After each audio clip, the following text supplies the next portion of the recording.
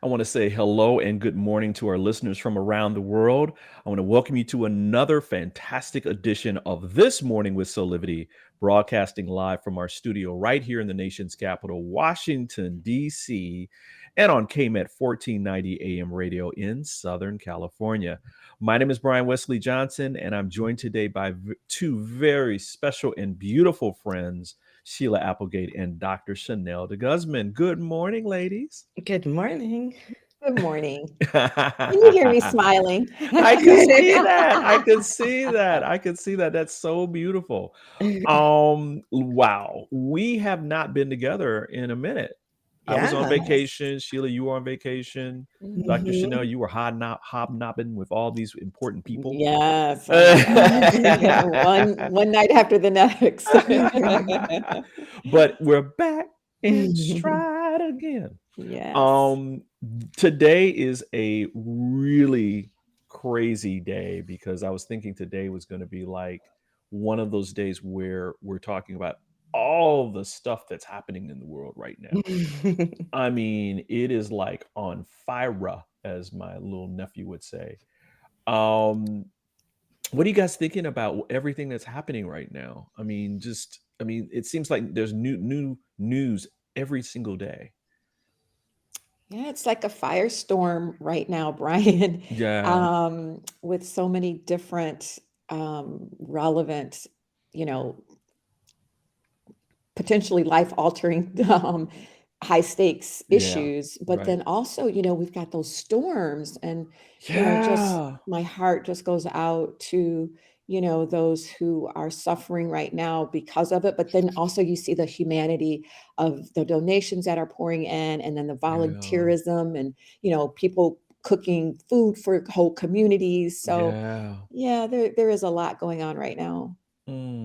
That's true. That's so true. Sheila, what about you? What are you thinking about in terms of like everything this energetically what's happening? Yeah. So, we said the world, but I think I'm mostly focused on the United States at this point, Yeah. Yeah. That's which true. as a US citizen tends to be what we think of the world as. But Sorry, everyone.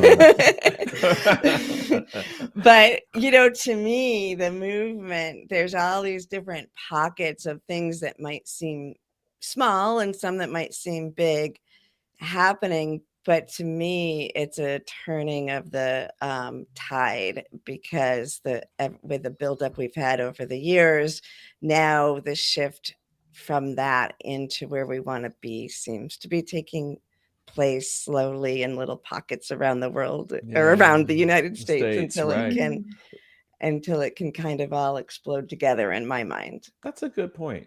That's Hmm. a really good point, because I think, the United States, we here in the United States think that we're the center of the universe, No. sometimes to our own peril.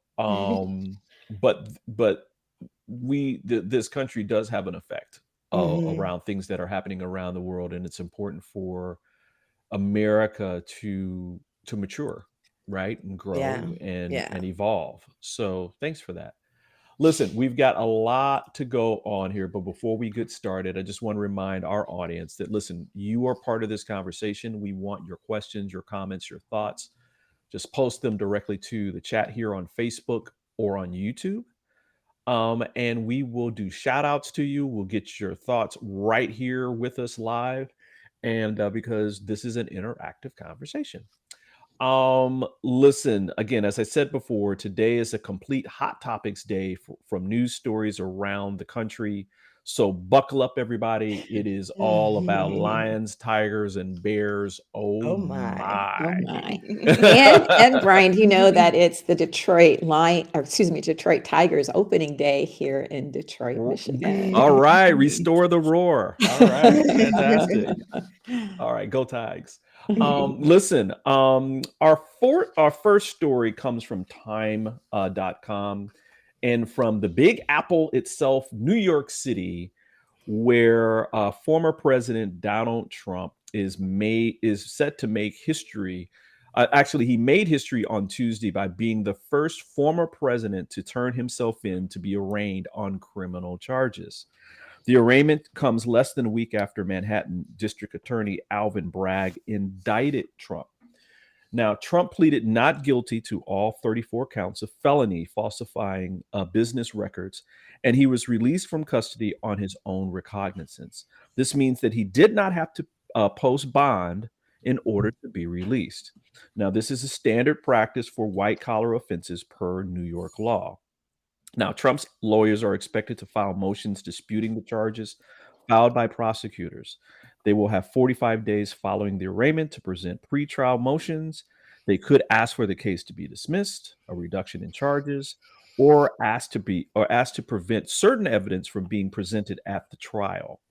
Common motions often ask the judge to dismiss the case in the interest of justice or because evidence against the defendant was obtained illegally by the government. So, big news over the last couple of weeks. A former president has now formally been indicted and arraigned. Yeah. So what do you got? What are your thoughts? I'll go to you, Sheila, first. I'll go to you first for your thoughts and reactions to this. So like I was saying before, to me, it's one step towards the movement that we want in a democracy. And in this case, really a step towards having our court system actually be fair in some way. It's a step towards that, right? So, we pretend that we have one court system, but really there's, like you even just said in this, if you're a white collar offense, if you have the money, you have the people, you don't stay in jail or need to put up bail. You go home. That pesky thing named bail, you don't have to pay that. Right? Yeah, well, that's just for the the serfs, right? So, so to me, this moving forward and feeling that, we've all known no, I'm going to take that back because about what I'm about to say after this doesn't fit with that. But, I have an assumption that Trump has done things that are not really legal. So it feels good to know that at least it's going to court to be seen. Right. With all of that, there's something that I saw this morning that just really, to me, brought that home because, the Central Park Five, the five boys who were arrested and served time in jail, in part a lot because Trump did everything he could to ensure that the public opinion swayed against them, including paying $85,000 in promoting that. So there was an open letter from one of the five exonerated, because they have been exonerated. And it's so beautiful and so profound because he says in it, the one thing that that I didn't get, and that he hopes that Trump gets the one thing that I didn't get, and that is presumption of innocence. So I'm following his lead and doing my best to pursue, to presume that he's innocent until proven guilty. Right. But he also then says, he closes by saying, and if the charges are proven and you are found guilty, I hope that you endure whatever penalties are imposed with the same strength and dignity that the exonerated five showed as we endured our punishment for a crime we didn't commit. Wow. And to me, that just struck home, like the combination of Trump being arraigned and and this letter.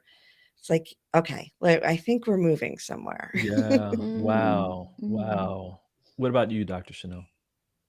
Well, so Sheila, when you said he hopes that, the former president moves through this process, I think, did you say with strength and dignity or honor? Yeah, if he endures, right? Well, we can all hope. I'm sorry, but so he's already, before he was arraigned, he was warning of death and destruction. Right. He was continuing to incite, uproar and violence. And, fortunately, I think the mayor of New York sent a bold message that none of that nonsense would be tolerated in the city of New York. But it's interesting that even in his pre-arraignment state, he could still be having that kind of rhetoric. Mhm. So in my mind, this for me all goes back to the integrity of the office of the presidency. And Mhm. what I think about when you talk about, okay, United States is the hub of the world, what our allies are looking to the United States when a former president can be, arraigned and indicted because of hush money Yeah. and a cover up Yeah. of payments on how they were documented on the books. And that's, I guess, the essential of the charge when it really boils down to it, that falsifying business records is a crime in New York. It just feels like our integrity of the office of the presidency is somehow compromised in my mind, especially because you are still allowed to run for You're presidency Right, that's right. as crazy, right. Right. arraigned, indicted, and I believe even if you're convicted Yes. did I read that, Ryan? That is So I true. I don't understand that how most of our, a lot of our people, of color, or if you're a convicted felon, you can't sometimes get a job. Right. And so Right. you're saying that if he's convicted, he can still run for presidency? Yeah. I do not understand that. And to me, Yeah. that compromises our office of the presidency and Mhm. our standing worldwide as, the leading nation of this world. Absolutely. So a little bit more on that. So for people before we take our first break here, can Trump still run for president? The short answer is yes. Even if Trump is convicted, the charges against him will not disqualify his bid for the presidency, legal experts tell Time. There is no constitutional bar on a felon running for office, says Richard Hassan, an election law professor at UCLA Law School. The U.S. Constitution only lists three requirements for the presidency eligibility. The president must be a natural born citizen, at least 35 years old, and have been a resident of the U.S. for 14 years. By the way, states cannot add to these requirements, such as Mhm. barring felons from running for office, meaning there is no legal impediment to Trump continuing his presidential campaign while facing criminal charges, even if he were to be jailed. Wow. So is this the case that no one could ever foreseen a former president being a possible Actually, yeah, convicted felon? exactly. I think that um, the issue has always been that I don't think people, we thought we had all these norms, right? Mhm. That Trump's kind of like blown through all those norms, and it's like we're now scrambling around. What do we do about it? We're gonna take another quick break. We got more hot topics coming up, including something that's happening and been happening in Mississippi for the last 30 years that you may not have known about. So we're gonna take a quick break, and we'll be back with more of This Morning with Soulivity.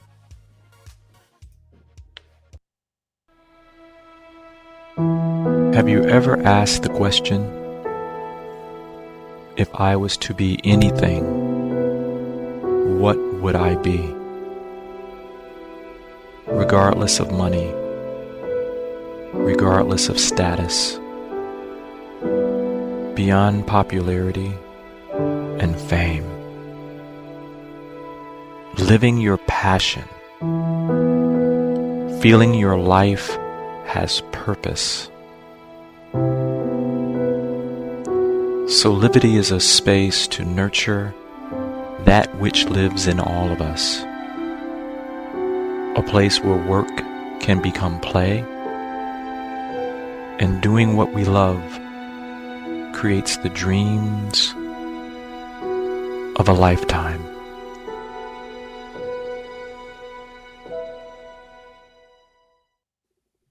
And we're back with more of This Morning with Soulivity. I'm joined by my beautiful co-hosts, Sheila Applegate and Dr. Chanel DeGuzman. Hello, ladies, again. Good Hello. morning. Listen, this is a total hot topics day where we're talking about different news stories from around the USA here in the United States.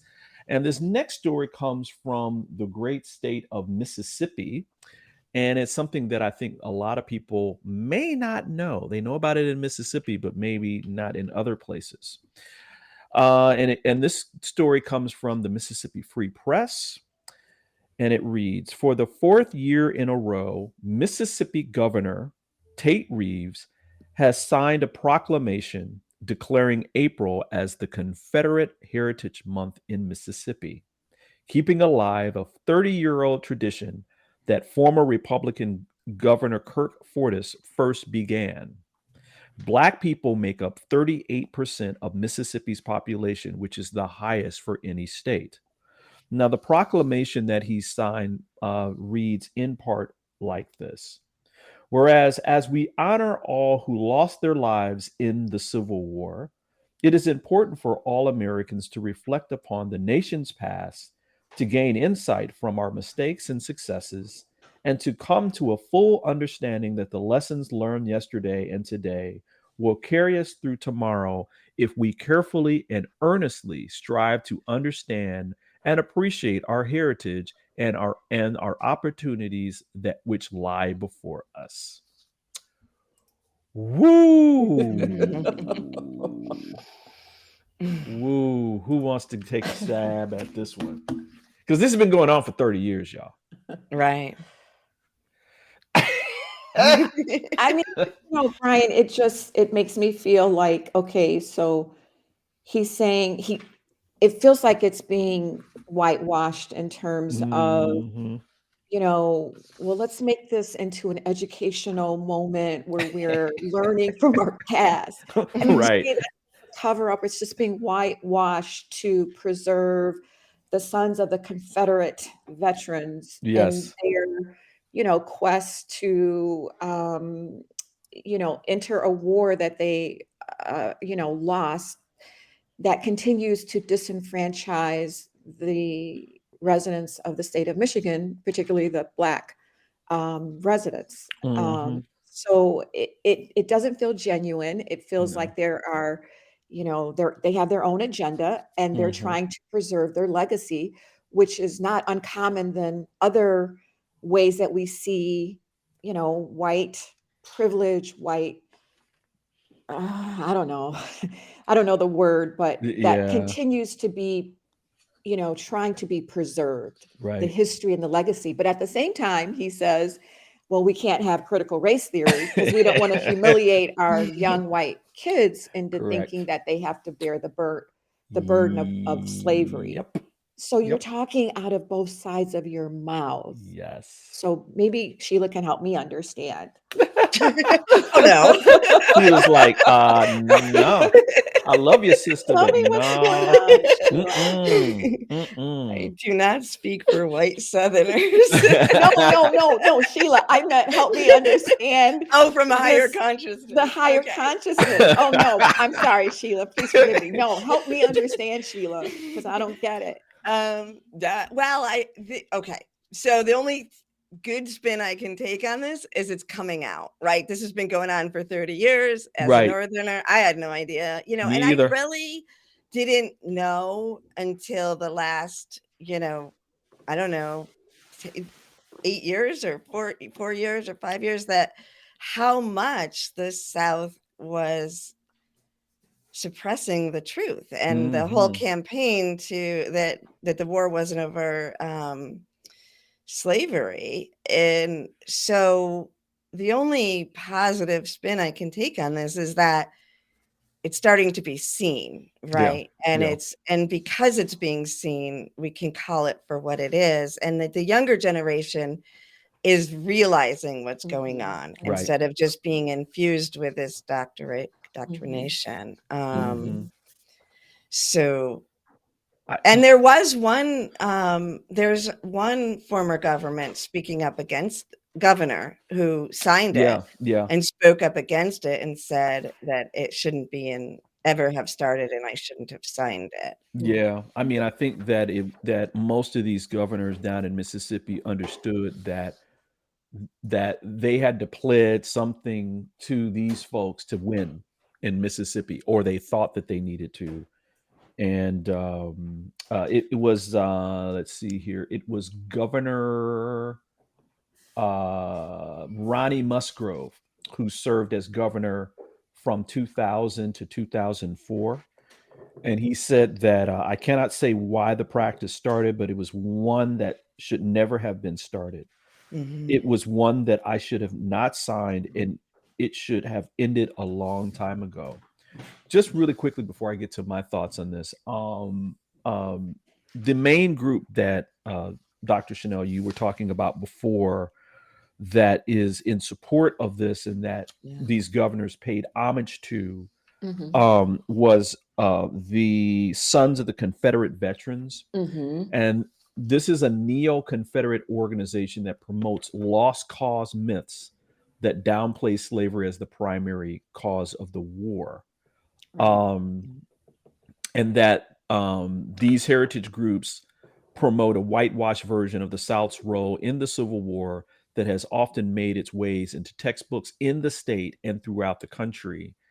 The historical record makes clear that slavery was the primary cause of the Union split and the subsequent Civil War. Beyond just the obvious of the whitewashing of the reasons behind the Civil War and the obvious systematic racism that something like this actually puts forth, because this is actually systematic racism, right? Mhm. You're signing Mhm. something Right. that puts into a system that creates this narrative over and over and over and over and over again, and that it goes into our educational system, right? Right. But I just thought it was just so heinous that the governor was signing this in Jackson, Mississippi, which is the state's capital, right? While Mhm. Jackson, Mississippi still doesn't have water Mhm. and other things. Jackson, Right. Mississippi is going through a degree of turmoil that we haven't seen since the Flint water crisis, right? Mhm. And I Yeah. just thought, I'm like, okay, this dude's like, whatever, guys, keep buying bottled water. We're going to sign this declaration one more time, Well, Brian, when you think about, the systemic racism and the white supremacy, I was reading in that same article where, based on the remnants of Jim Crow laws, that Yeah. it's still a felony. So felony voters are disenfranchised. There's a felony voter disenfranchisement provision Yeah. that remains in the state law Mhm. and Yep. continues to disproportionately disenfranchise Black voters to this Absolutely. day. So a Right. felon voter, Right. right, in the state of Mississippi. Can't vote for a felon candidate. So you have the heinousness. That's so Um, crazy. But Brian and Sheila, I will ask you, what about the outcry? And this could be because of the disenfranchisement of those 38% Black citizens of Mississippi. Yeah. Why don't we take a break? We'll take this up right on the other side, okay? We'll be right back with more of This Morning with Soulivity. Hey there, this is Brian with Soulivity.com. I want to share some exciting news about our new Aspire Academy by Soulivity. Now, you probably want to know what the Aspire Academy by Soulivity is. Well, it exclusively connects you with people around the globe and who share the intense desire to improve themselves and create a better life for themselves today. There's classes, there's workshops, there's live events, and even more exclusively just for you. You see, I wanted you to have a safe space where you could grow, you can learn, and it would empower you in all aspects of your life, including your mind, your body, and your soul. So how do you get started? Well, it is so easy. First of all, the best part, joining Aspire Academy is absolutely free. Just click on the Join Now button, sign up, and begin your journey. As a special part of this invitation to you, there are some free courses that are available for you to try from our amazing roster of coaches and collaborators. It's our way of saying thank you for all of your support and being with us along our journey of expansion. I hope you enjoyed the Aspire Academy by Soulivity today. Start the process. Learn more about your passion, your purpose, and how to live a higher quality life.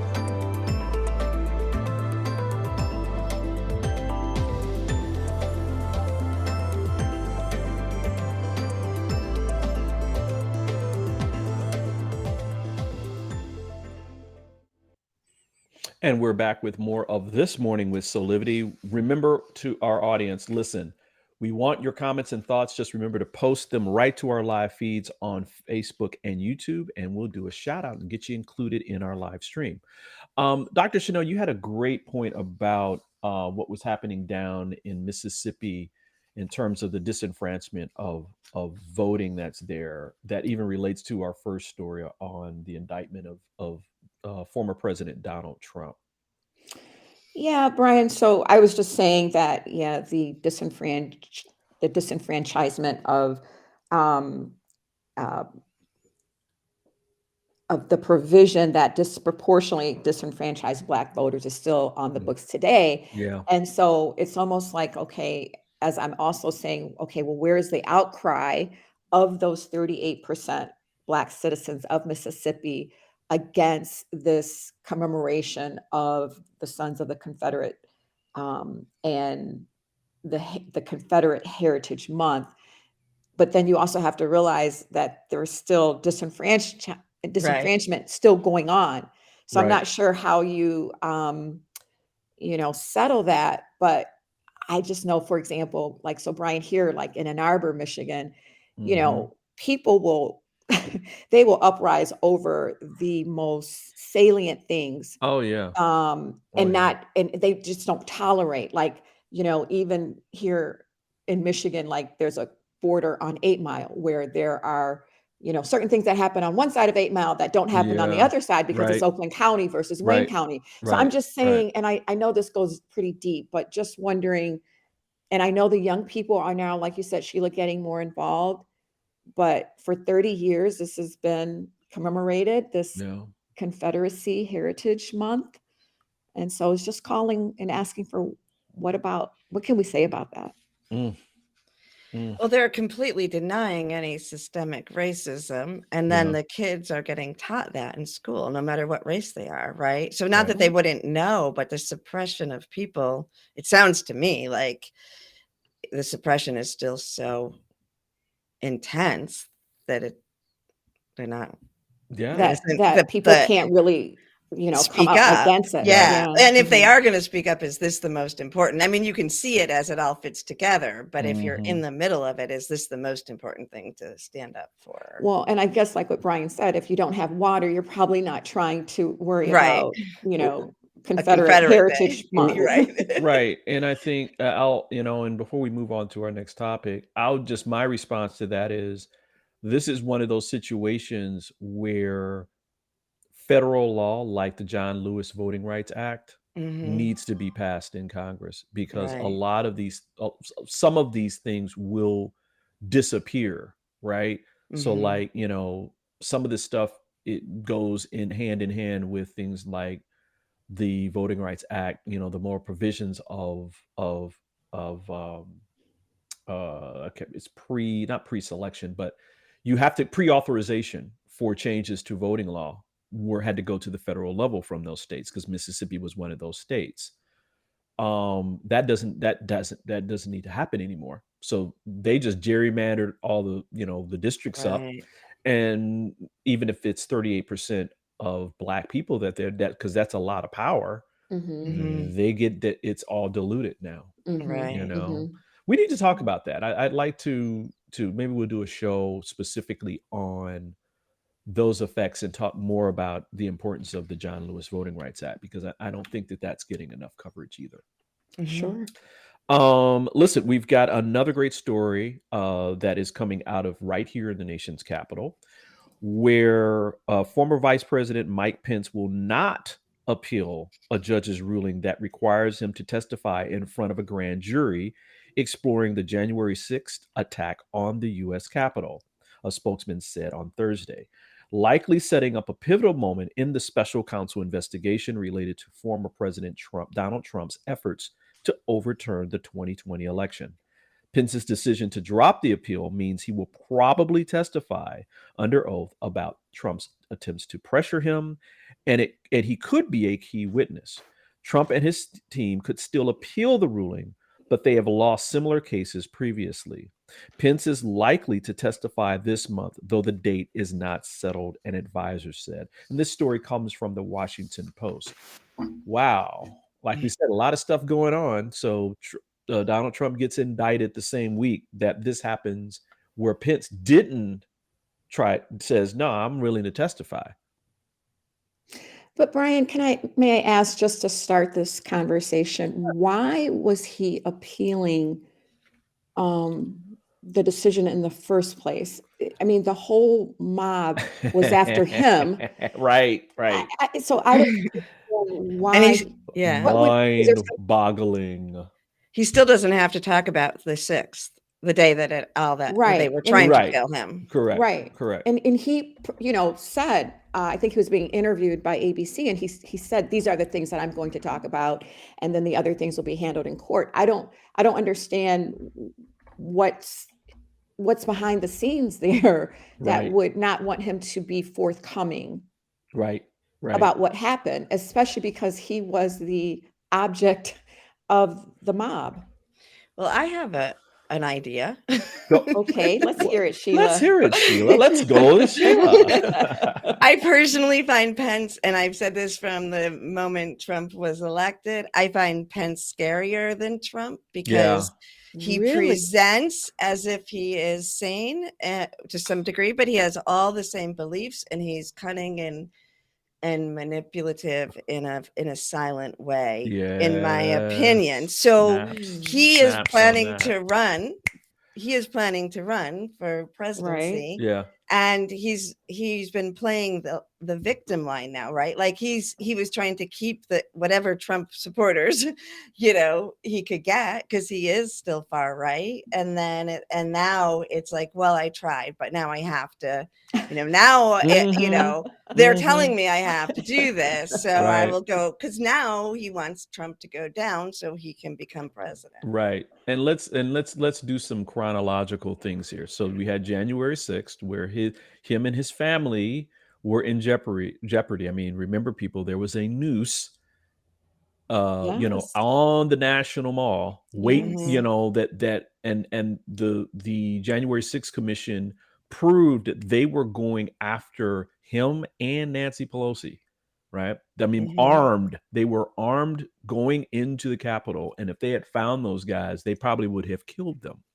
So that's one. Immediately after the January 6th, Pence says that what Trump did was, unexcusable and blah, blah, blah, blah, blah.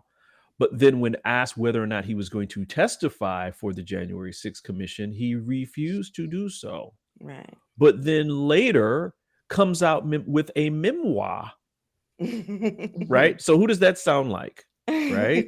Where he details how he really felt about what was going on, where he's selling. And I think it's actually a pretty popular book, right? I think it's actually sold a lot.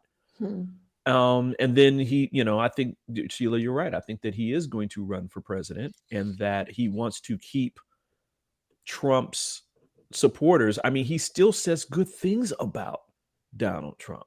Like, oh, I love the things that we accomplished during our presidency. And he has this duality around the things that he believes they accomplished, which in essence was just one tax law, by the way, which we can talk about at some other point. But, he says that on one end, but if you were his wife, I mean, or his children, wouldn't you? That would be pretty hard for me to hear if I was in danger that way. I mean, they were in what looked like it was a secure location, but I think it was like a garage or something like that. And they were there for hours, Mhm. not knowing Mhm. what the heck was going to go on, Just- right? Whew. Yeah, Sheila, you make me think of maybe a Olivia Pope strategy for what you just described, in terms of now he has to come out, and that maybe that was very calculating Yeah. and Oh, he's calculated. calculating. Yeah. He's calculating, I Mm, think. mm, mm. I think. And you know, when you get to the bigger theories on how you overthrow a democracy, and you have someone come in and like disrupt it the way Trump did, and then you have a savior come in, Right, and that savior carries it forward. right. So what is the story there? You know? Exactly. Exactly. Interesting. Listen, we're going to go right on into our next story, which is, for some of us out here, which is a good news story, but it's still news from around the country. And this comes from the great state of Wisconsin, and theguardian.org, which I love the Guardian, which is, in a historic election, the liberal judge Janet Protaskiewicz won her race for a seat on the Wisconsin Supreme Court on Tuesday. Her win will flip the ideological balance of the state's highest court, which has been controlled by a conservative majority for 15 years. Now, elections and democracy advisors have called this election the most consequential one of the year, with abortion rights, redistricting, and the election rules at stake. The race pitted her, a Milwaukee Circuit Court judge, against former prosecutor against Dan Kelly, a former Wisconsin Supreme Court justice with ties to election deniers and the far right. Yeah. Yeah, right. So is that our first? I'm saying, yay. There's a there's a lot happening in Wisconsin that I think a lot of people don't like in Mississippi to a certain degree, but in a different way.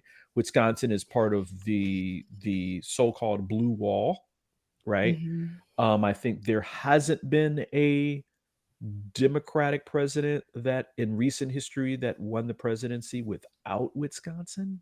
Right. Yeah. Mm. And so there has been a concerted effort by conservatives there to create not only supermajorities or actually outright majorities in the state legislature, but as I just read, that there has been this conservative majority that's been not just center right but far right, where they have allowed Wisconsin to jury rig and gerrymander that state to where, even though I think that state's uh Democrat, I mean, if you go from political party, it's actually a conservative minority in Wisconsin, but they have now, I think there was a news report that came out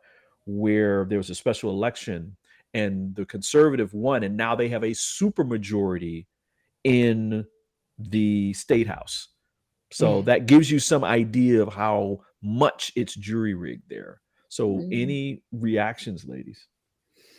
Well, I'm just looking at the amount of money involved, Brian, right? So this talks about the Race Smash campaign finance records for state judicial elections drawing more than 45 million, according to Politics analysts, in comparison to 10 million in 2020.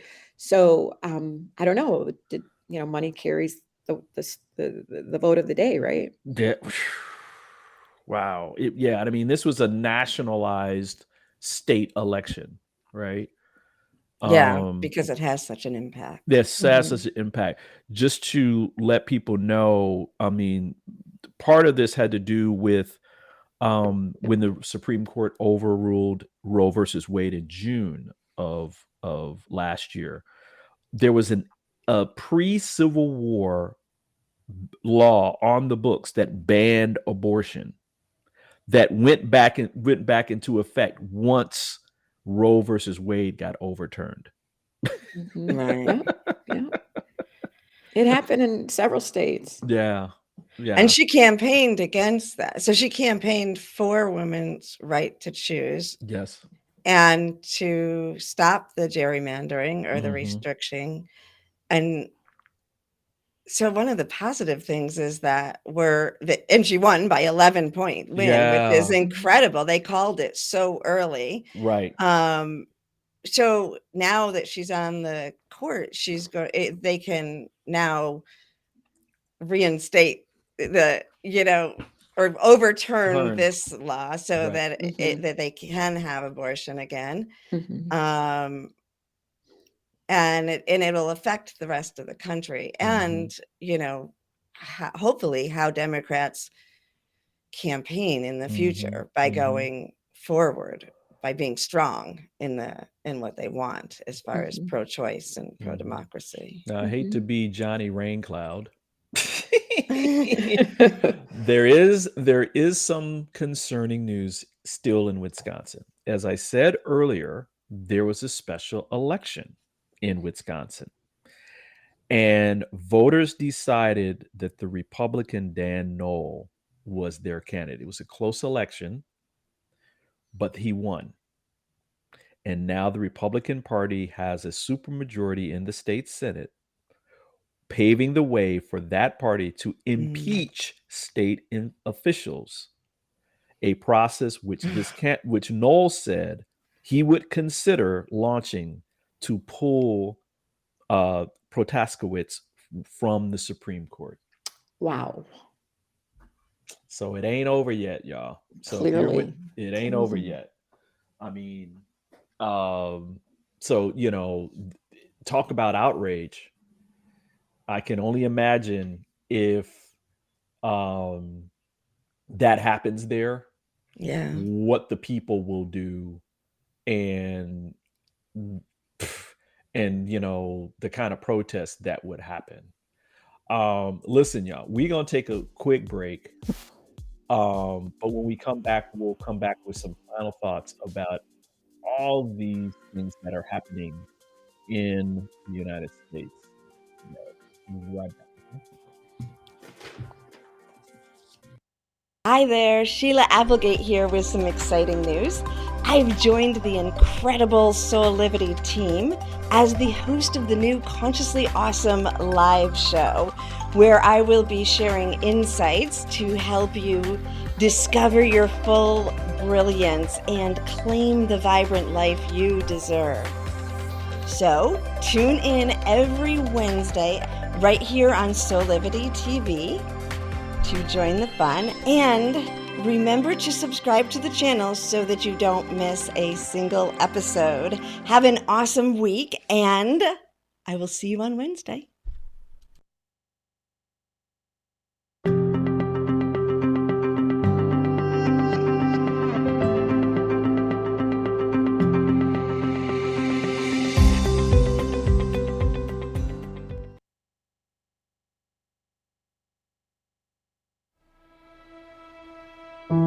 Have you ever asked the question,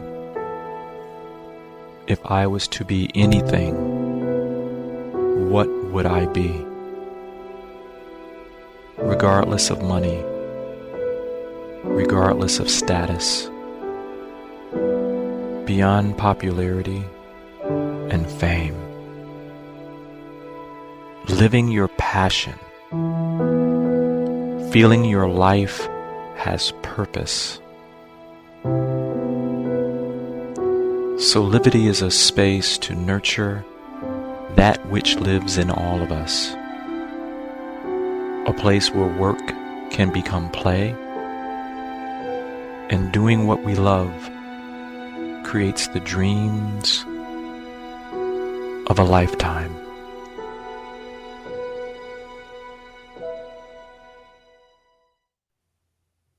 And we're back with more of This Morning with Soulivity. I'm going to go to final thoughts from you, Sheila. I was thinking about all the topics we've discussed, and even though they may not seem connected, to me, there's really a theme, and are we moving forward as an evolving consciousness, and are we moving forward in reclaiming democracy, or even actually evolving the democracy that was created hundreds of years ago?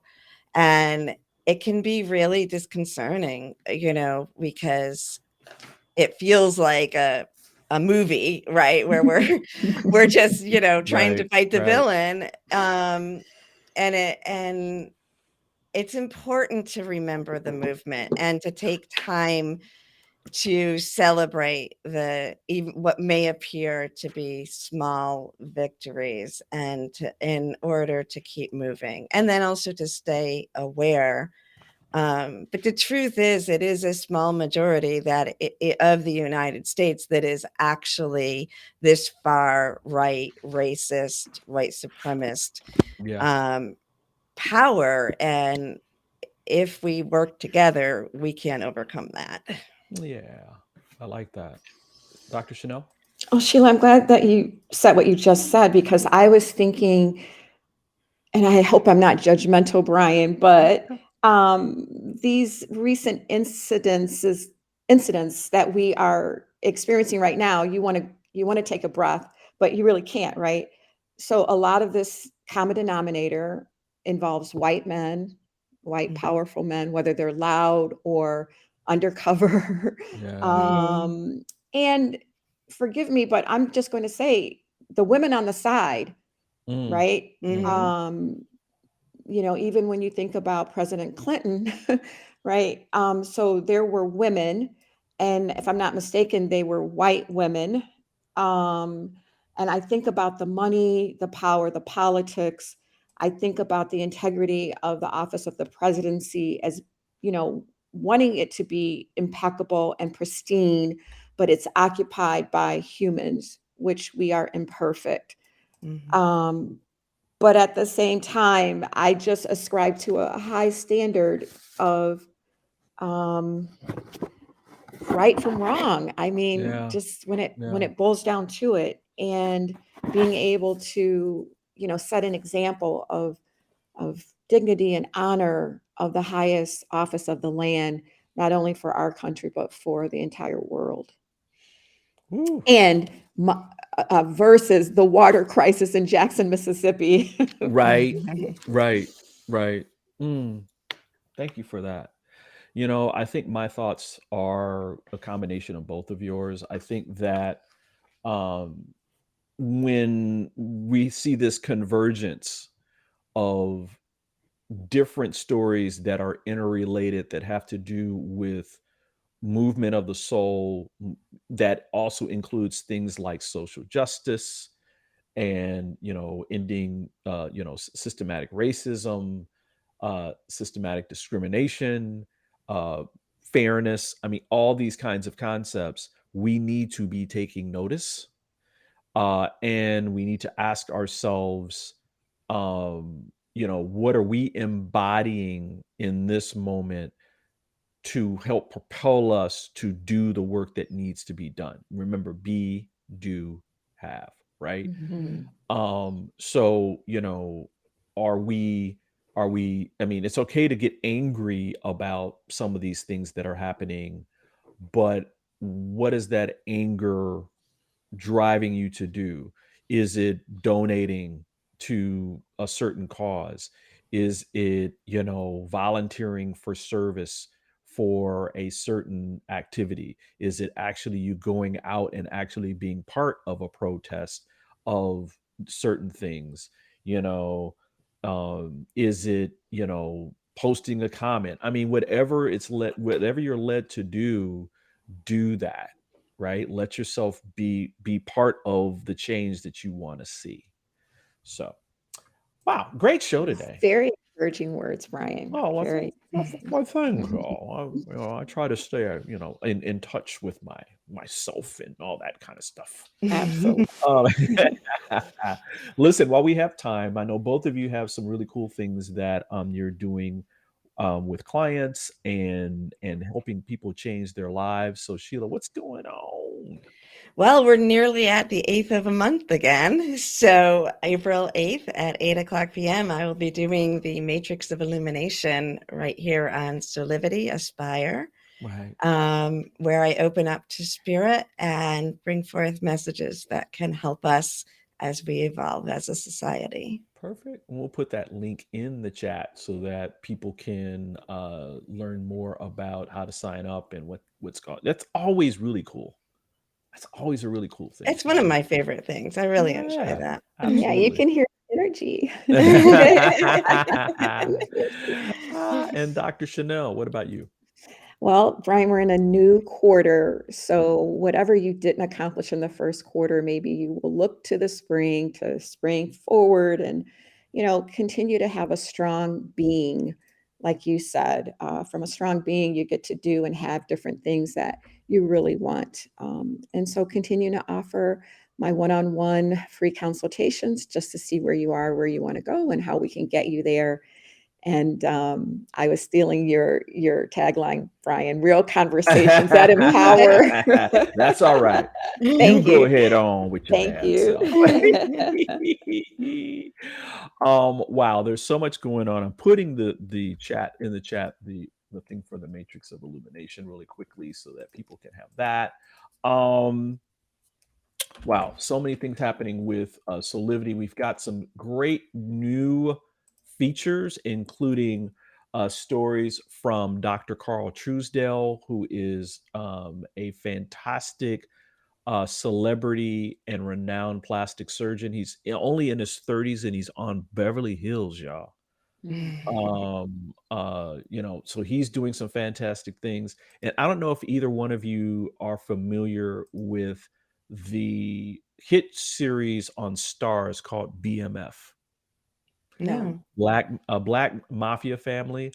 One of the stars, Rayan Lawrence, is part of that series, and we did a exclusive interview with him on soulivity.com. So you want to go there and check all that out as well. Listen, while we have a minute, I want to remind each of you to follow us on social media or join our mailing list to receive exclusive content and notices about when we're going to be doing giveaways. Wow. Again, this was a fantastic show. Everyone. Thanks for being part of this, Sheila, Dr. Chanel. Thank you Yes. both. Woo So good to woo. be back together. Back together again. All right. Well, we're gonna see you later. We're a little bit over time, but until next time, keep on having real conversations with passion and purpose and create a high life of high quality living today. See you next time, everybody. Bye.